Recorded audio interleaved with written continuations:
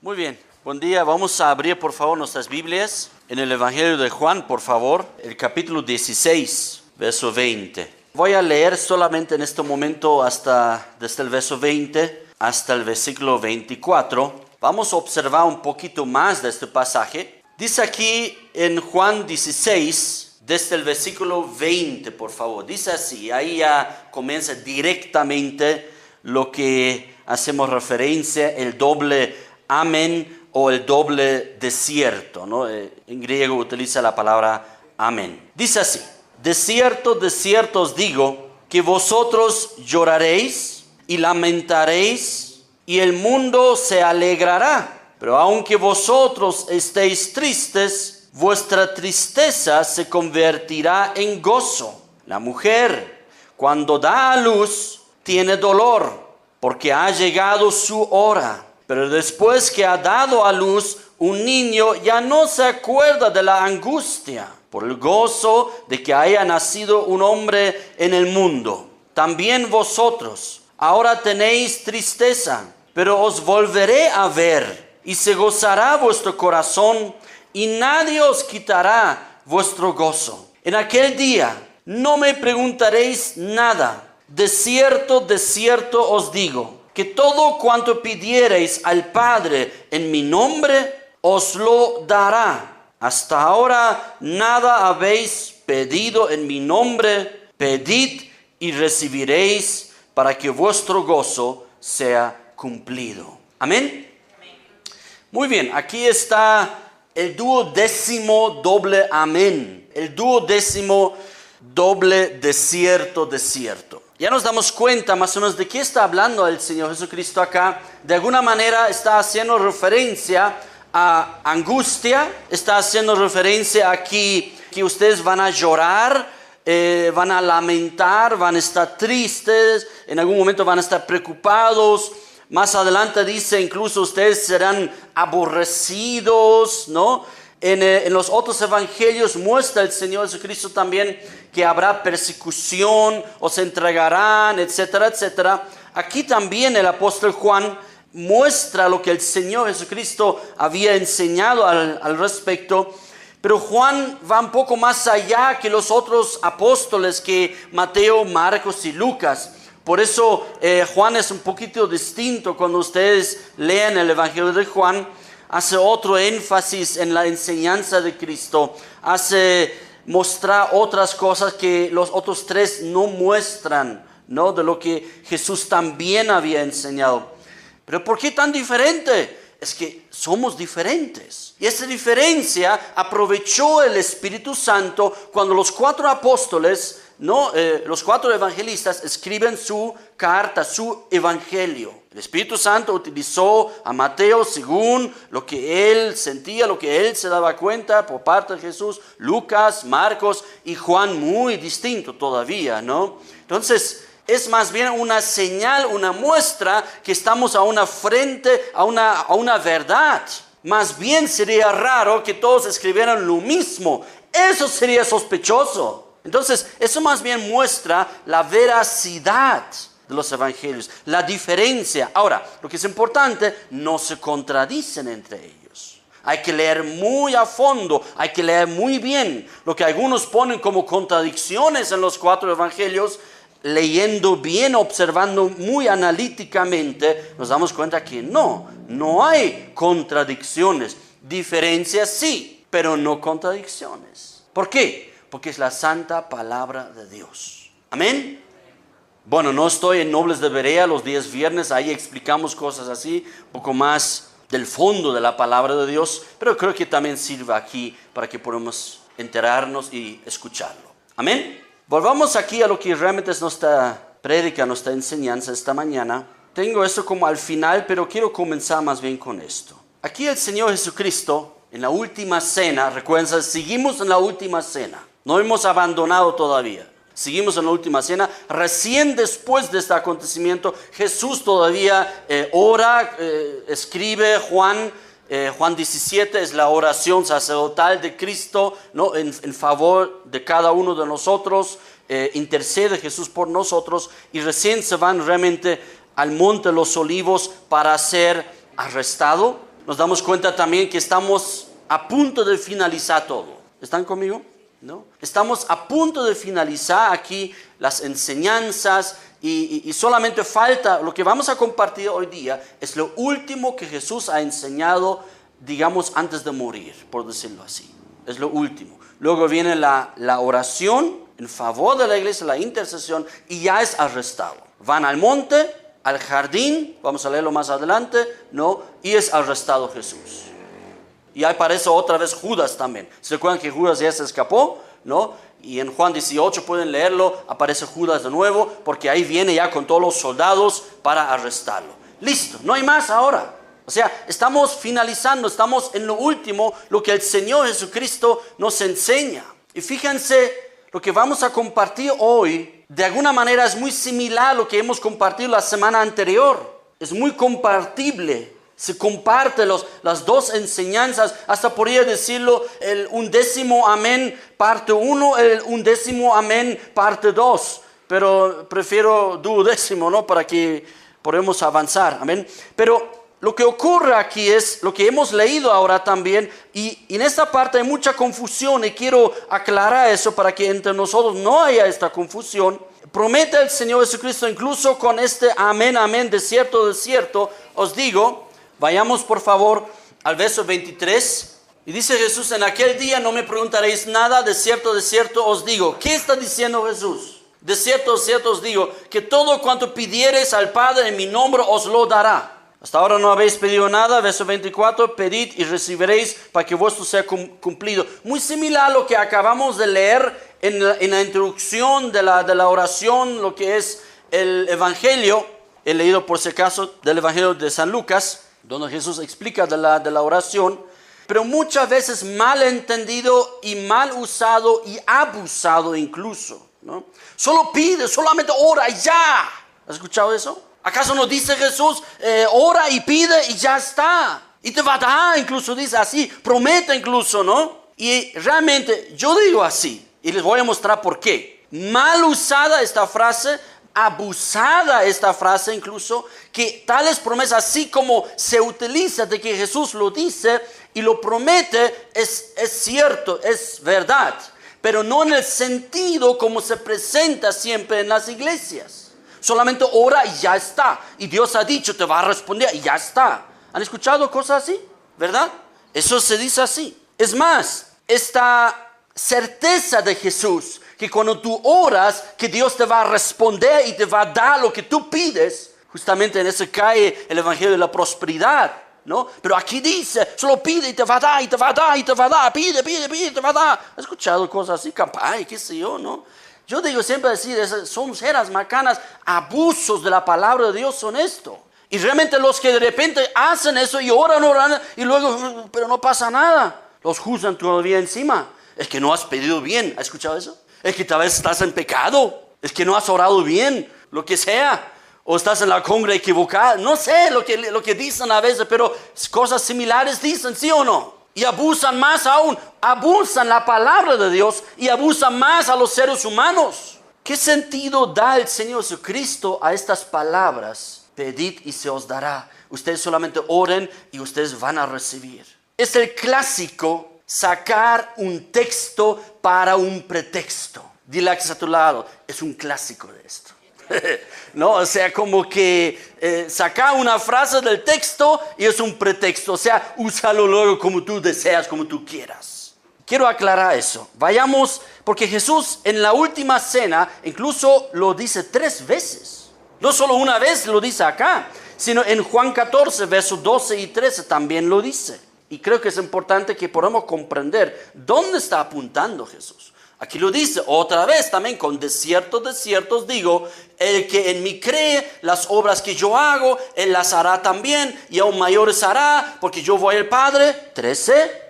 Y dice, y todo lo que pidiereis al Padre en mi nombre, lo haré para que el Padre sea glorificado en el Hijo. ¿Ves? Ahí está. Todo lo que pidiereis ustedes en mi nombre, solamente en mi nombre. Solamente di en el nombre de Jesús, como frase mágica, ¿sí o no? Solo di en el nombre de Jesús. Dilo, vea, en el nombre de Jesús. Listo. Ya lo has logrado. ¿Qué deseas? Quiero un auto así, último modelo, ya. Dilo en el nombre de Jesús, en el nombre de Jesús. Listo, ya lo tienes, créelo nomás. Exagero un poquito, ¿no? Pero parece que ni exagero, porque así hablan. Ni exagero. Abren pues, entran en este canal, en este carnal de... Se han olvidado incluso mejor, así ni lo ven, ¿no? 41, ¿no? Algunos ahorita, voy a ver cómo hablan. Sí hablan justamente así. Por eso yo ni lo llamo ese supuesto canal cristiano, ni lo llamo canal, no, sino carnal, ¿no? Porque hay mucha carnalidad ahí, hay mucho abuso. Y si no me creen, revisan ustedes con la Biblia. Créelo, en el nombre de Jesús, y esto. No, Jesús así no está diciendo las cosas. Nosotros necesitamos ver en qué momento lo dice, en qué alrededor lo está diciendo. No está diciendo solamente pida en mi nombre y listo. Eso no es de Jesús. Jesús está diciendo en el verso 12, por eso lo hemos leído, que en mí cree. En primer lugar, hay que creer en Cristo. Y de verdad hay que creer, hay que entregar nuestras vidas a Cristo. Hay que depender de Él, hay que seguir a Él, hay que obedecerle a Él. Todo eso es creer en Cristo, seguir a Cristo, discipularnos con Cristo. Y luego está hablando Jesús de hacer su obra. Las obras que yo hago, lo hará también. Y aún mayores todavía hará. Creer en Cristo, hacer la obra de Cristo. Ese es el contexto, ese es el sentido que el Señor Jesucristo aquí da, donde Él asegura y lo que ustedes oran. Pero ¿saben qué? En este sentido, cuando uno cree y sigue a Cristo y quiere hacer su obra, cuando tú a favor de la obra de Dios, verso 13, y a favor de la obra de Dios y de la gloria de Dios, tú pides algo. Ahí Dios va a dar lo que es para su gloria y para su obra. ¿Me estoy explicando? Ese es el sentido que el Señor Jesucristo aquí da. Lo que es para su gloria y para la obra de Dios. Cuando hemos orado, algunos deben recordarse todavía, por un local aquí en Cochabamba, hemos orado un buen tiempo. Pero yo siempre he orado y podríamos estar seguros, Dios va a responder en algún momento. Dios va a responder. ¿Por qué? Porque queremos para su obra y queremos glorificarlo. De que estamos aquí, hermanos, es una respuesta de Dios a las oraciones nuestras. ¿Me estoy explicando? Pero no es para nuestros gastos o desgastes personales, para nuestros gustos y hasta malos gustos a veces, ¿no?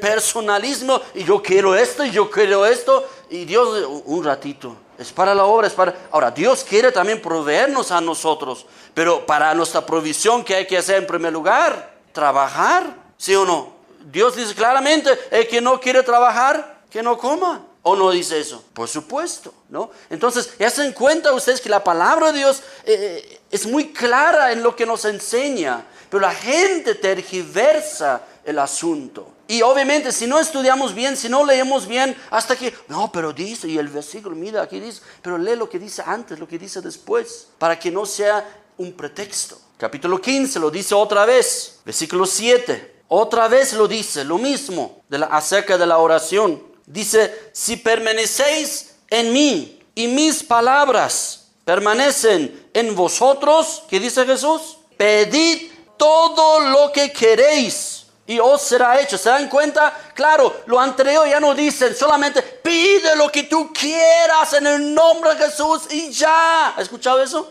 ¡Qué mal! ¡Qué abuso! ¡Qué violencia a la palabra de Dios! ¿Molesta, sí o no? Cuando uno ama la palabra de Dios, molesta realmente. Pues así con la palabra de Dios necesitamos sentir un buen celo. ¿Saben lo que la iglesia hoy día ha perdido? Este celo. El celo por la palabra de Dios. De averiguar, de leer, de buscar, de realmente analizar y entrar.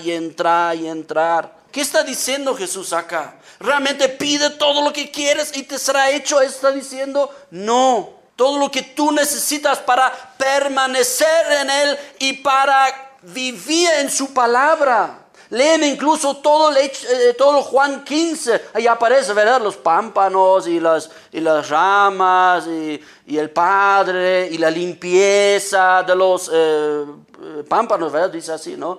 Entonces, ¿y cuál es la enseñanza? Si permaneciereis en mí, ¿no? Entonces seréis limpiados para dar más fruto, daréis fruto, porque apartados de mí, nada podéis hacer. Todas esas cosas, eso es la enseñanza aquí. Y al final dice Jesús, para que sepamos que no es en nuestra fuerza, nos dice Jesús, pidan ustedes. En ese sentido, oren todo lo que necesitan para permanecer en mí, para cumplir mi palabra. Pidan ustedes y todo te será dado. Pero en este sentido, y otra vez para otro sentido también, verso 8. En esto es glorificado mi Padre, en que llevéis mucho fruto. Es decir, pidan todo lo que quieran ustedes y se los dará. ¿En qué sentido? Para que tú puedas dar fruto, para glorificar al Padre. Ese es el sentir de pedir y todo te será dado. Todo lo que tú necesitas para cumplir su palabra, todo lo que tú necesitas para permanecer en Cristo, Jesús dice, Padre te va a dar, sí o sí. No tus gustos, no tus cosas, sino lo que es para la gloria de Él, te va a dar todo. Es decir, si tú sientes de repente, ay Señor, creo que me estoy apartando, Señor, creo que no soy tan obediente en esos días, en esas semanas, Señor, produce en mí mayor celo por ti, prodúceme que yo pueda amarte más, Señor, produce que esté más cerca de ti. Estas oraciones ama el Padre y estas oraciones escucha el Señor. Cuando tú pides al Señor, Señor, ayúdame para obedecer tu palabra, para entender tu palabra. Estas oraciones te va a oír y te va a dar. ¿Me estoy explicando? Eso está diciendo Jesús. Eso está diciendo el Señor. Y lo que hemos leído ahora recién en el capítulo 16, lo que ya hemos leído, versos 23 y 24, donde hemos entrado, ¿verdad? Entonces se dan cuenta que 3 veces lo dice. En un sentido, para hacer su obra y para glorificar al Padre, nos promete que nos va a responder nuestra oración. En este sentido, para cumplir su obra y para glorificar al Padre. Luego lo dice Jesús, para permanecer en Cristo y permanecer y obedecer su palabra y para glorificar al Padre otra vez. Cada oración en ese sentido, Dios va a oír sí o sí. Amén. Y en otro sentido también, la tercera vez, lo que hemos leído, 16, 23, y de eso nos vamos a ocupar hoy día. En aquel día no me preguntaréis nada, de cierto os digo que todo en cuanto pidiereis al Padre, en mi nombre os lo dará. Para adelantar un poquito, para que ustedes se den cuenta, cuando somos perseguidos, cuando estamos en dificultades, en tristeza, como dice aquí, cuando hay lamentos, aunque el mundo está de repente de fiesta y se alegra, y aún se alegra que nosotros estamos siendo perseguidos, porque esas épocas ya hubo y puede haber otra vez, o a veces personalmente uno siente esto. Cuando uno está en dificultades y o persecuciones, y para recibir un gozo completo, el gozo que el mundo no puede entender, no puede recibir, el gozo en Cristo, en su presencia, por ser parte de Él. En ese sentido, nos promete, todo en cuanto pidieres al Padre en mi nombre, os lo dará. Para el consuelo, vamos a observar eso hoy día, para el consuelo, incluso 2 veces lo dice Jesús, y para el fortalecimiento espiritual, para podemos seguir a Cristo sin desmayar. Lo que dijo Jesús en algún momento, si permanecéis ustedes hasta el fin, seréis salvos. Algunos lo colocan ahí como que, mira, ten cuidado que permanezcas, ¿no? Entonces recién, digamos, ¿no? No es tanto así, porque nosotros también podemos pedir al Padre, Señor, quiero permanecer en ti, fortaléceme, Señor, no me abandonas, no me dejas, quiero seguirte, ayúdame, Señor. Y cuando tú pides eso, te va a dar en el nombre de Jesús. Eso es lo que tú pides en ese sentido. ¿Me estoy explicando? Amén. Pero así es, querido, creo que es importante que nosotros podamos captar esas ideas y no caer en esos abusos, no caer en estos malos usos de la palabra de Dios. Pide, ya está. Sino cada dicho necesitamos ver nosotros en su contexto y observar, a ver, ¿qué está diciendo Jesús? Para que traemos nosotros esta equivalencia a nosotros. ¿Qué significa para nosotros hoy? O sea, cuando tú estás en problemas, cuando tú estás en dificultades, puedes orar y Dios te va a responder, sí o sí. ¿Amén? Bien. Vamos a Juan 15, verso 26. Ya les dije, estamos finalizando, estamos terminando. Ustedes quédense en Juan 15, 26, pero Ezequiel nos va a mostrar Juan 18, por favor. 18, 1. Aquí dice lo siguiente. Esto es, como les he dicho, finalizando todo ya. Finalizando la enseñanza que vamos a escuchar, que hemos escuchado en parte hoy día. Luego es la oración intercesora de Cristo por su iglesia, por sus discípulos y por nosotros. Y luego ocurre esto. Finaliza todo. Habiendo dicho Jesús estas cosas, ¿cuáles? Lo que hemos escuchado ya desde la cena del Señor, desde la última cena, y hoy día también vamos a escuchar, ¿no? Habiendo dicho Jesús estas cosas, dice, salió con sus discípulos al otro lado del torrente de Cedrón. Otro lado dice que estaban en el aposento alto, por lado de Jerusalén. Pasan un valle, Cedrón, y llegan al monte de los olivos. Está ahí, ¿no? Salió con sus discípulos al otro lado del torrente de Cedrón, es un valle, donde había un huerto, ¿conocen? ¿No? En el cual entró con sus discípulos, el Getsemaní. Verso 2. Y también Judas, ahí aparece otra vez, el que le entregaba, conocía aquel lugar. ¿Por qué conocía este jardín? Lo que les he dicho en la iglesia en casa. ¿Por qué conocía, por qué sabía Judas dónde se iban a encontrar? Si los discípulos hubieran pronto cambiado de lugar y a otro parque, por decir otro jardín, que no Getsemaní, sino otro al lado, Judas no los hubiera encontrado. ¿Por qué podía Judas encontrarlos? Porque Judas sabía dónde se reunían frecuentemente. Miren lo que dice. Y también Judas, el que le entregaba, conocía aquel lugar porque muchas veces, dile a que está a tu lado, muchas veces, Jesús se había reunido allí con sus discípulos. O sea, cuando estaban en el jardín Getsemaní, no estaban por primera vez ahí, sino frecuentemente estaban ahí compartiendo, orando, de alguna manera congregándose por ahí, ¿no? Ahí, digamos así, ¿no? Recibiendo la palabra de Dios, la enseñanza de Cristo. En el jardín de Getsemaní se reunían muchas veces. Eso era su congre, por decirlo así, ¿no?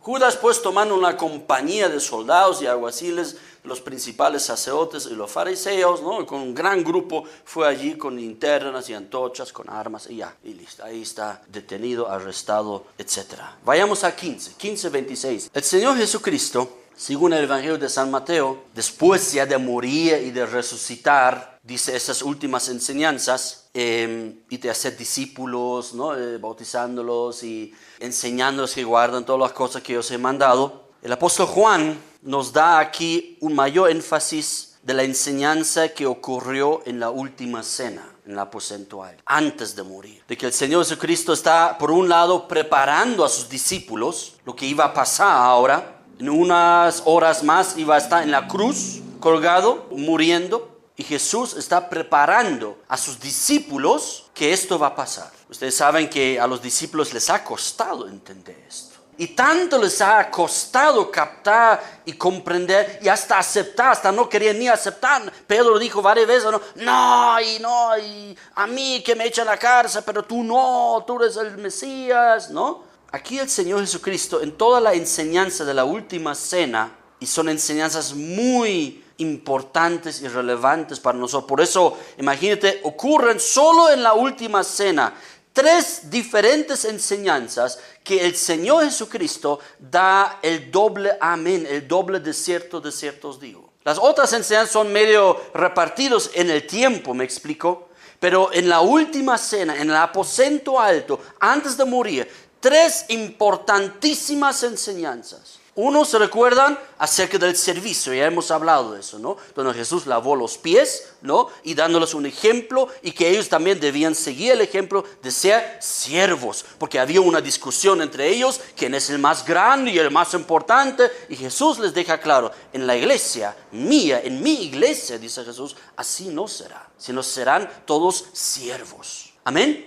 Y luego, lo que hemos compartido la semana anterior, la segunda enseñanza en el aposento alto, en la última cena, ¿no? Donde el Espíritu Santo nos ayuda para hacer la obra de Dios y para obedecer a Dios. No os dejaré huérfanos, no os dejaré solos, estaré con ustedes, dice Jesús a través del Evangelio de San Mateo. Estaré con ustedes hasta el fin del mundo, dice, ¿verdad? Entonces, no estarán solos ustedes, yo estaré con ustedes. Aquí dice Jesús incluso, os enviaré a otro que también estará con ustedes y os fortalecerá. En primer lugar, para hacer la obra de Dios y para obedecer la palabra de Dios. Nos fortalece, no lo hacemos solo. Eso era la segunda importantísima enseñanza de Cristo en la última cena. Tercera enseñanza muy importante de Cristo en la última cena. 15:26. Pero cuando venga el Consolador,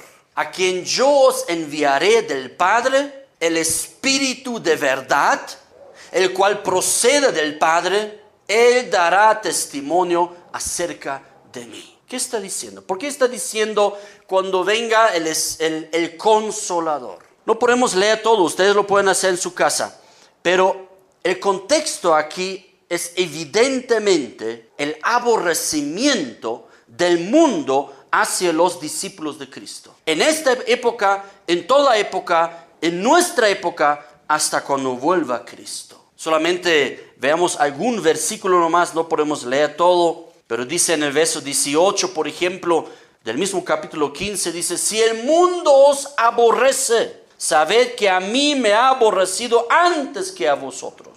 Ese es el contexto acá. ¿Por qué viene el Consolador? ¿Por qué Jesús, en qué contexto está diciendo cuando venga el Consolador? Por eso la palabra Consolador.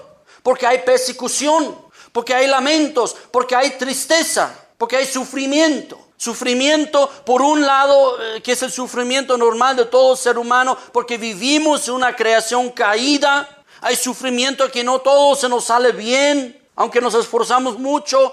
Hay sufrimiento porque hay enfermedades, hay muerte, hay sufrimiento por simplemente la creación caída. Pero los cristianos aparte tienen otros sufrimientos más. El aborrecimiento por parte del mundo. La persecución por parte de los que no quieren a Cristo, los que no quieren a los cristianos. Y muchas veces incluso la persecución dentro de la iglesia por parte de gente que no aman al Señor de verdad.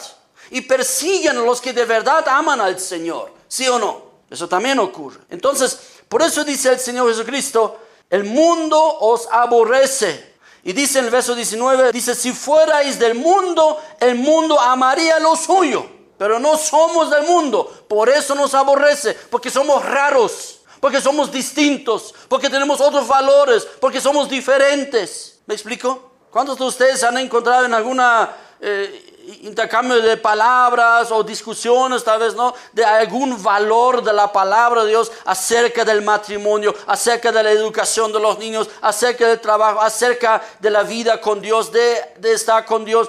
¿Quiénes de nosotros hemos estado en algún intercambio de palabras o discusiones incluso y las personas como que nos rechazan y nos tildan de locos, fanáticos, ¿sí o no? En la familia, entre las amistades, en el trabajo. Buscamos siempre de la mejor forma de explicar, por supuesto. Pero a veces ocurre porque la palabra de Dios en algunas cosas es bien clara y no podemos movernos de esas cosas que el mundo nos aborrece. ¿Por qué? Porque no somos del mundo, tal como Jesús tampoco es del mundo y ha sido aborrecido por el mundo, ¿o no? Y en ese contexto dice el Señor Jesucristo también, porque el siervo no es mayor que su Señor. Si eso le hicieron al amo, al Señor, a Él, al Señor Jesucristo, Jesús concluye, lo harán también a mis seguidores. Amén. Entonces, aborrecidos, pero consolados. ¿Por qué?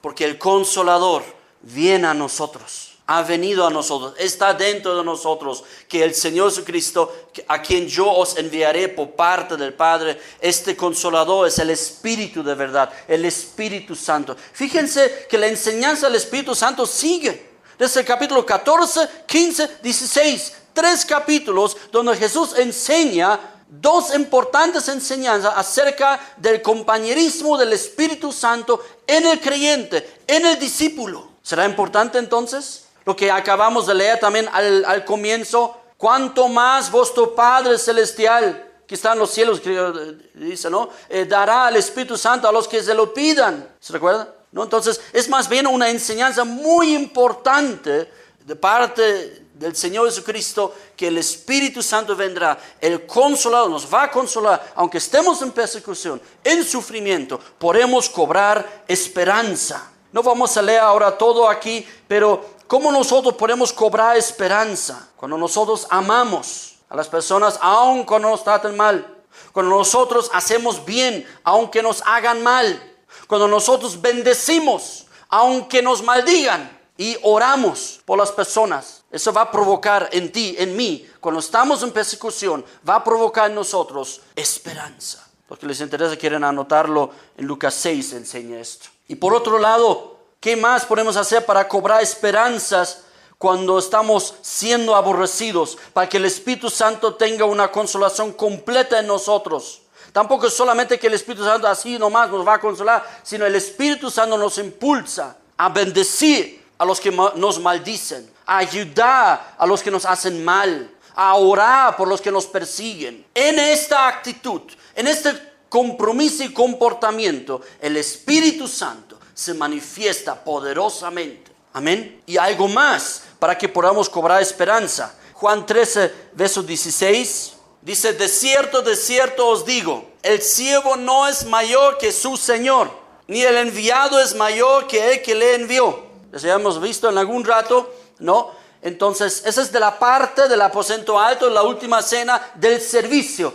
¿Qué cree entonces? Aquí el siervo no es mayor que su Señor. Lo que han hecho al Señor lo harán a nosotros. Pero ¿de qué debemos ocuparnos nosotros entonces? Dice el Señor Jesucristo en el verso 15. ¿Qué debemos hacer para cobrar esperanza? Porque ejemplo os he dado para que como yo os he hecho, vosotros también hagáis. Como el creyente, el discípulo de Cristo, en el sufrimiento, en la persecución especialmente, aparte de amar a las personas, de hacer bien, de bendecir y de orar, puede también cobrar esperanza y cobrar sentido para seguir a Cristo. Es servir a otros, es ayudar a otros.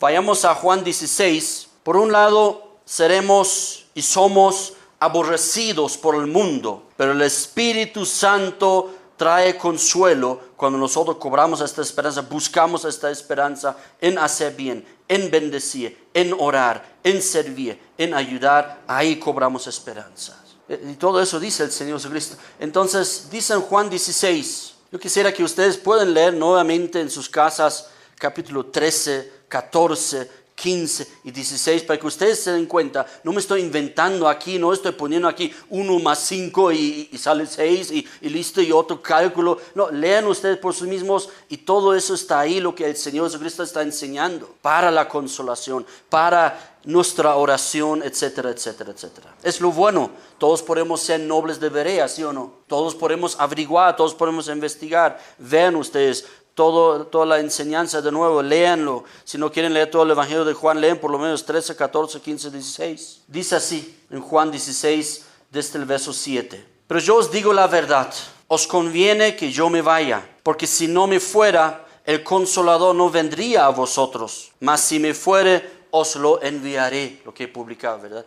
Entonces, ahí el Señor Jesucristo prepara a sus discípulos. Yo me tengo que ir. Es más, si yo no me voy, no voy a poder enviar el Consolador, el Espíritu Santo a ustedes, el cual ustedes necesitan para poder aguantar. En otras palabras, sin Espíritu Santo tú ni siquiera puedes mantenerte como cristiano, como discípulo, como seguidor. No es por tu esfuerzo, es por la ayuda y por el fortalecimiento y la consolación del Espíritu Santo. Os digo la verdad, yo me voy a ir, pero vendrá. Dice en el versículo 8, y cuando Él venga, el Espíritu Santo, ¿cuál es la obra del Espíritu Santo? Convencerá al mundo de pecado, de justicia y de juicio. Esas tres cosas el Espíritu Santo nos va a ayudar justamente en la obra de Dios. No convencemos nosotros a las personas, sino es el Espíritu Santo el que nos va a apoyar y nos va a ayudar. Pero algo más. Mira lo que dice el Señor Jesucristo. Dejados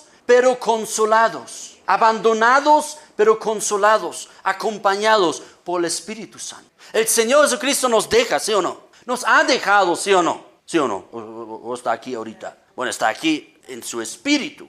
Pero pues aquí Jesús estaba con ellos, así, físicamente, así, como para tocarle, ¿o no? Así, pero Jesús dice, me voy.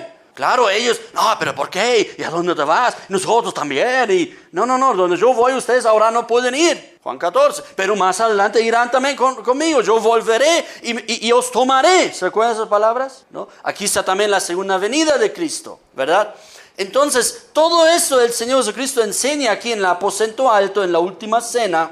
Y algo muy importante, aunque yo os voy a abandonar, aunque yo os vaya a dejar, no os dejaré solos. En verdad te está diciendo, por eso la palabra medio fuertecito, ¿no?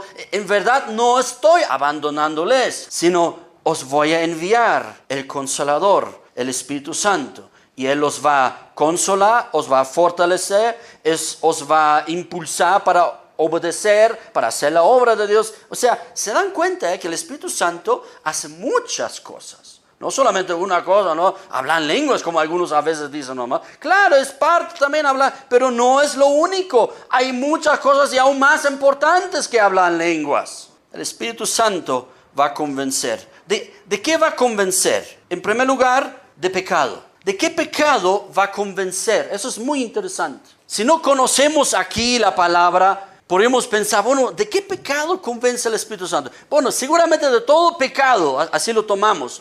Pero específicamente el Señor Jesucristo en el versículo 9 dice de qué pecado específicamente convence.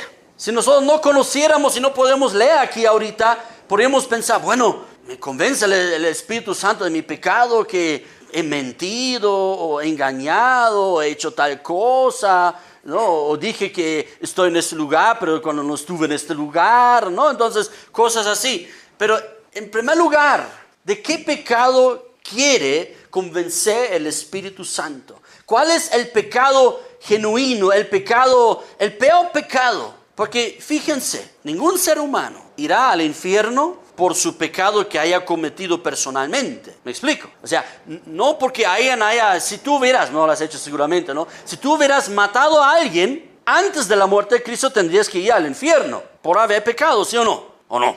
Esa es la verdad, ¿no? Pero ahora que Cristo ya murió por nuestros pecados, ya nadie va al infierno o a la perdición y a la distancia absoluta y eterna de Dios por lo que ha cometido personalmente. O si tú hubieras robado antes de la muerte de Cristo, íbamos, digamos, en la separación de Dios eternamente por nuestro pecado. ¿Me estoy explicando? Nadie va al infierno por su pecado propio. Uy, ¿qué está diciendo, pastor? Yo sé lo que estoy hablando. Porque si fuera así, iríamos todos al infierno. Porque yo he pecado tal cosa, tú tal cosa, ¿sí o no? Pero ¿por qué no vamos al infierno por esos pecados? Estás avanzando un punto más, ¿no? pero es cierto, ¿no? ¿Por qué no vamos al infierno? Porque Cristo murió por nuestros pecados. ¿Se recuerdan? El Evangelio se predica en un segundo. ¿Se recuerdan? ¿Qué es el Evangelio? Cristo murió por mis pecados. Esa frase un poco más rápida puedes decir en un segundo. ¿Quieres evangelizar a alguien en un segundo? Dile, Cristo murió por tus pecados. ¿Lo has evangelizado? Eso es el Evangelio. Eso es el Evangelio. ¿Qué más va a ser? Claro, hay más cosas que hay que explicar, pero más, eso le gusta hacer al pastor, explicar más cosas. Pero el Evangelio, queridos, es esto. Cristo murió por nuestros pecados. Entonces, ninguno, ni el mundo va al infierno. Escuchen bien eso, es muy importante. Ningún ser humano va al infierno, a la separación de Dios por sus pecados, porque Cristo ya... ¿Qué dice Jesús? Cristo murió por los pecados de todo el mundo. Eso nunca hemos enseñado, queridos. Claro, siempre aplicamos solamente para los creyentes, cuando exactamente no es así. Cristo murió por los pecados de todo el mundo. Queridos, yo sé lo que estoy hablando. No es, pastor, ¿qué está diciendo? O sea, salvación universal. No estoy diciendo eso. No hay salvación universal. Pero algo tiene que ser claro. Ningún ser humano va al infierno por sus pecados personales. ¿Qué es el pecado real que realmente trae separación de Dios a nosotros? ¿De qué pecado busca convencer el Espíritu Santo a la humanidad? De pecado, y ahí no vienen montones de pecados. Hay un pecado que nos separa de Dios. De pecado por cuanto no creen en mí. Si yo no creo en Cristo, voy al infierno. No importa si haya hecho esto o no lo haya hecho. Tú podrías ser el más santo. Podrías ser un Gandhi 2.0. ¿Me explico? Podría ser una santa madre, ¿cómo se llama? Madre Teresa 4.5. Por eso dicen, oh, yo soy así, oye, un ratito. Nadie va al infierno por su pecado porque Cristo ya murió por nuestros pecados. ¿Por qué irías al infierno? Por no creer en Cristo. ¿Me estoy explicando? Es muy importante, porque en eso se basa el Evangelio. No nos vamos al infierno porque hemos cometido tal o cual cosa, sino cuando no hemos creído en Él. Y lo contrario, si creemos en Cristo, aunque hayamos hecho tal o cual cosa, porque Cristo ya murió por mis pecados. ¿Qué me salva efectivamente? Creer en Cristo. ¿Acaso eso no explica el apóstol Pablo justamente en Romanos, en Efesios, etcétera? No por obras de justicia para gloriar, sino por la fe en el Señor Jesucristo. ¿Sabemos todo eso, sí o no? Pero a veces no sabemos colocar cada pieza en su lugar. El ser humano va al infierno por no creer en Cristo, ya no por sus pecados. Es importante. Imagínate si tú empiezas a enseñar esa claridad a las personas. Los confrontas así, claramente, tal como el Evangelio quiere hacer. Cree en Cristo. De lo contrario, todos irán al infierno. Pero yo, no importa. Por ser el mejor ser humano del mundo, de toda la historia. Pero por no creer. ¿Qué es el pecado? Por decirlo, ¿sabes qué es el pecado capital? No creer en Cristo. ¿Saben? Porque ahí se separa todo. La palabra es muy clara. O crees en el Señor Jesucristo o no crees en Él. ¿Qué debo hacer para ser salvo? Dijo el carcelero, ¿sí o no? ¿Y qué respondió Pablo y Silas? Cree en el Señor Jesucristo. Amén. No vas a aceptar por si acaso. Pero eso ya en la iglesia, en casa también lo he explicado. No vas a aceptar. Tú no vas a encontrar en ninguna parte de la palabra de Dios que hay que evangelizar, que hay que decir a la gente que deben aceptar a Jesús. No vas a encontrar en toda la palabra de Dios. Entonces dejaremos de hablar, discúlpame, sonceras y falsedades. Porque por hablar un evangelio falso, ustedes ya saben la consecuencia. ¿Qué es? Pablo dice bien claro a Gálatas 1:7, 1:8, anatema. O sea, es grave predicar un falso evangelio. En ninguna parte se nos enseña, acepta a Jesús, bla, bla, bla, bla, bla. Choca, ¿no? Un poquito algunas cosas, pero necesitamos la palabra de Dios, afirmarnos, más en estos tiempos de mucha confusión, más aún necesitamos ser bien claros. Y cualquier cosa que estoy diciendo, pueden escucharlo de nuevo, revisar con la palabra, leen la palabra y vean ustedes si es así o no. Si no es así, entonces apedrearme, ¿no? Lo que sea. Pero si es así, entonces empieza a creer lo que dice la palabra. Pregunta, clara respuesta. ¿Cuál fue la pregunta? ¿Qué debo hacer para ser salvo? Respuesta, cree. Dile a que está a tu lado. Cree en el Señor Jesucristo. Si somos evangélicos, como lo decimos tantas veces, y nos basamos en la palabra frente al católico, tenemos un solo fundamento. ¿Decimos así, ¿sí o no? Un solo fundamento tenemos. Pero cuando se trata aún de predicar el evangelio, ya fallamos, ya no nos sometemos a la palabra. ¿Qué nos cuesta? Realmente no entiendo a veces. ¿Qué nos cuesta simplemente cambiar de ya no decir acepta a Jesús, sino simplemente decir cree en el Señor Jesús? ¿Qué nos cuesta? Claro, me podrían también decir, ¿y usted, pastor, por qué se ha salido de eso? Yo sé por qué, pero no tengo el tiempo ahorita de explicarlo. Pero es grave. La iglesia en casa ya lo he explicado, ¿sí o no? ¿No? Entonces es grave porque apunta a un evangelio aguado. El aceptar a Jesús apunta a un evangelio aguado, no el evangelio de Cristo, no el evangelio del señorío de Cristo, no el evangelio del reino de Dios. Es más, es tan aguado este evangelio porque es al revés. ¿Quién acepta a quién? ¿Quién acepta a quién? Jesús a mí me acepta, a mí me acepta. Y eso dice la palabra, Efesios 1:6. ¿Quieren leerlo o no? ¿O ya está claro? ¿Quieren verlo? Ya. Efesios 1:6. Para la alabanza de la gloria de su gracia, con la cual nos hizo aceptos. ¿Dónde? En el amado, en Cristo. Yo soy un acepto. Es decir, yo disfruto su aceptación hacia mí. ¿Eso dice? No, es que el pastor no sabe castellano. Puede ser. Aquí tenemos profesora Noli. ¿Cómo está? ¿Cómo es? Nos hizo acepto. ¿Significa que él me acepta? Claro. Janet, profesora también, ¿verdad? Él me hizo acepto. ¿Quiere decir que él me acepta? Entonces, ¿por qué por Dios decimos acepta a Jesús? O sea, ¿Me entiendes? ¿Cuál es nuestra responsabilidad como discípulos de Cristo, como nobles de Berea? Lo que está enredado, desenredarlo. Eso nomás estoy haciendo. Algunos tal vez lo piensan, pero es cosa muy sencilla. Pero son del Evangelio, fíjate. No estamos hablando, se puede comer verdura o no, o carne, o se puede tomar una copa de vino o no se puede. No estamos hablando de esas nimiedades. Nimiedades, una cosa así. Ni estamos hablando la predicación del Evangelio de Cristo, sobre lo cual Pablo coloca un anatema. Yo tendría un terror si yo empezaría a hablar, acepta a Jesús. Yo sentiría un terror, porque Pablo coloca un anatema. Sobre ninguna cosa es puesto un anatema, sino sobre la predicación del Evangelio, cuando no se predica lo que está dicho. Y Pablo dice incluso, aunque un ángel, aunque una carta como si fuera nuestra, o una visión o lo que sea, no se puede cambiar, transformar el Evangelio. El Evangelio es uno solo. Amén. Dile a que está a tu lado, el Evangelio es uno solo.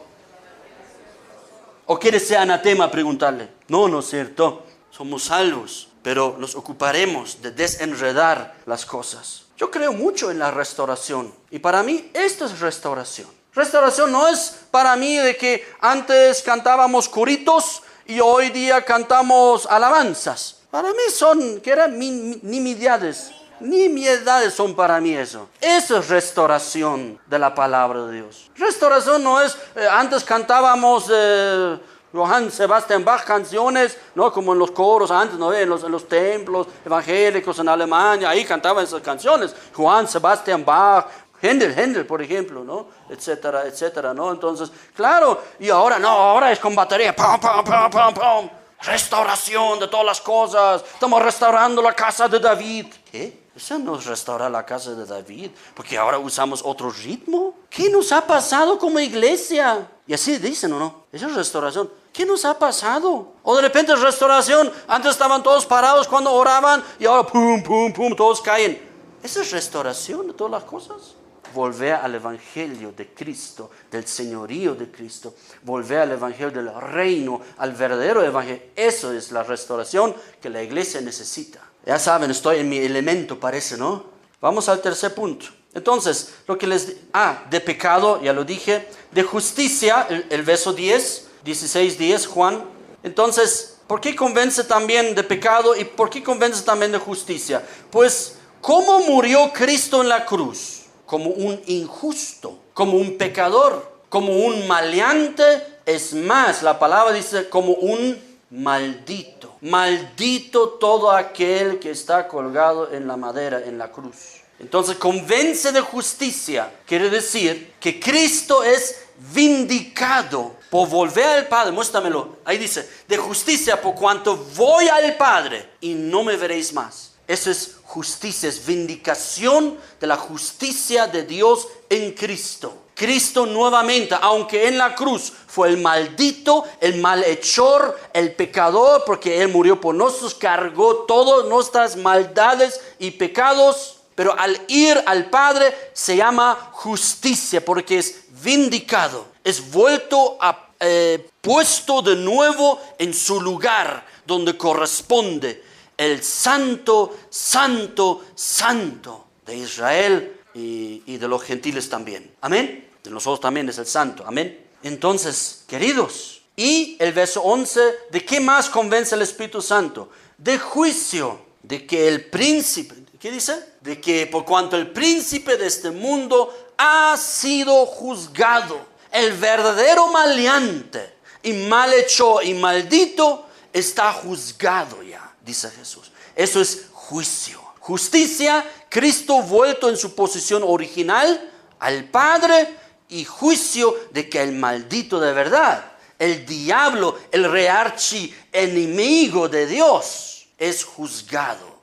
Como príncipe del mundo ha sido juzgado. Todo eso es obra del Espíritu Santo y produce en nosotros. Y por eso amamos al Señor. Amén. Tercero, déjenme explicar lo que voy a decir. No necesitan pensar mal ustedes. Ay, el pastor. Incompetentes pero enseñados. ¿Qué somos nosotros delante de Cristo? ¿Qué soy yo para hablar de mí nomás, no de ustedes? Pero tal vez ustedes se incluyen también. después de escucharlo. ¿Qué soy yo delante de Cristo? Un incompetente. En otras palabras, ¿por qué soy siervo de Dios? ¿Por qué soy pastor? ¿Por mi competencia? ¿Porque sé? ¿Porque qué sé yo? No, yo soy un inepto, un indocto delante de Cristo, un incompetente delante de Él. ¿Pero en qué puedo confiar? En que Él me enseña. Aunque yo no sé muchas cosas, ¿verdad? Él me enseña. Esa es la tercera obra del Espíritu Santo para nosotros. Vayamos a Juan 16, verso 12. No vamos a leer todo, pero ustedes pueden analizar punto por punto. Dice así: aún tengo muchas cosas que deciros, pero ahora no las podéis sobrellevar. En otras palabras, aunque yo les siga enseñando, hay muchas cosas todavía para decirles y enseñarles, no pueden entender ustedes ahora. Es más, muchas cosas ni entendieron en este momento. La palabra muestra que, por ejemplo, la resurrección no podían entender. ¿Los entendemos o no? ¿Somos empáticos que comprendo que no entienden ustedes la resurrección? ¿Tú entiendes la resurrección? Yo no sé. Solamente sé y creo y sé que Cristo ha resucitado entre los muertos. Gente me pregunta, ¿pero cómo? Eso no existe. Ya sé que no existe, y de cómo tampoco te puedo decir, no lo sé. Pero sé que Dios es el Todopoderoso y Él ha resucitado a su Hijo Jesucristo de entre los muertos, pero no con su cuerpo, sino en nuestros corazones. Hablas de en su cuerpo. ¿Qué mostró ahí Jesús? Sus llagas, todo, y su costado donde ¡pum! Entró la lanza. Mírame, dame un pez. No están viendo una visión, un espíritu como ustedes piensan. Fíjate, los discípulos en el momento de lo que estaba ocurriendo no estaban entendiendo todavía. Jesús dijo, derribad este templo y yo en 3 días lo voy a volver a poner. ¿Y qué dicen? Pero estás loco. En 46 años creo que dicen, ¿no? En 46 años hemos edificado el templo y tú en 3 días estás mal, vos.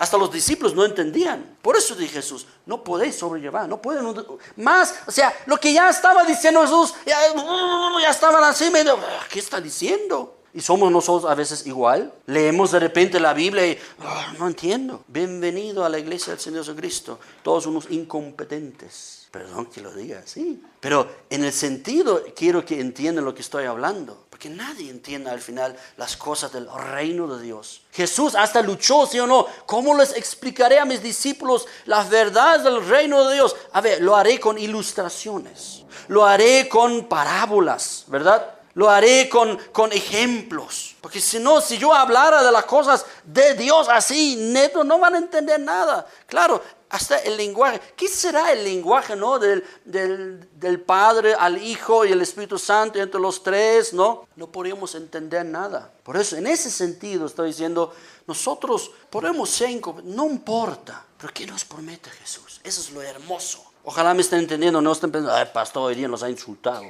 ¿no?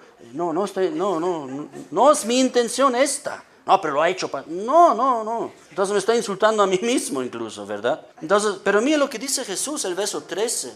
Aunque no pueden entender ustedes, aunque hay muchas cosas no pueden aguantar y soportar, sobrellevar, verso 13. Pero cuando venga el Espíritu de verdad, ya no como consolador, interesante, ¿no? Ya no como consolador. Ahorita cambia Jesús un poquito la ubicación, aquí un poquito otro término utiliza para el Espíritu Santo, ya no consolador, cuando venga el consolador, sino ahora, como nosotros no podemos entender muchas cosas, cuando venga el Espíritu de verdad. ¿Por qué? Porque Él tiene toda la verdad. Si algo necesitas entender, puedes orar al Padre que a través del Espíritu Santo te explique. Que el Espíritu Santo te explique. Amén. Porque cuando venga el Espíritu de verdad, Él os guiará ¿a dónde? A toda la verdad. Amén. ¿Cuál verdad? La que es la verdad, pues, de Cristo. Yo soy la verdad. La palabra de Dios es la verdad. Al final aquí tenemos una maravillosa guía y enseñanza del Espíritu Santo. Amén. ¿Están entendiendo? Esta es la guía y enseñanza del Espíritu Santo. Aquí lo tenemos. Él os guiará a toda la verdad, porque no hablará por su propia cuenta, sino que hablará todo lo que oyere y os hará saber las cosas que habrán de venir. Versículo 14. Él me glorificará. ¿Se dan cuenta? No es tampoco para lucirnos de pronto, ¿no? Oh, yo sé esto, griego, hebreo, bla, bla, bla, bla, bla. No es para eso. ¿Para qué es? ¿Para qué nos enseña el Señor?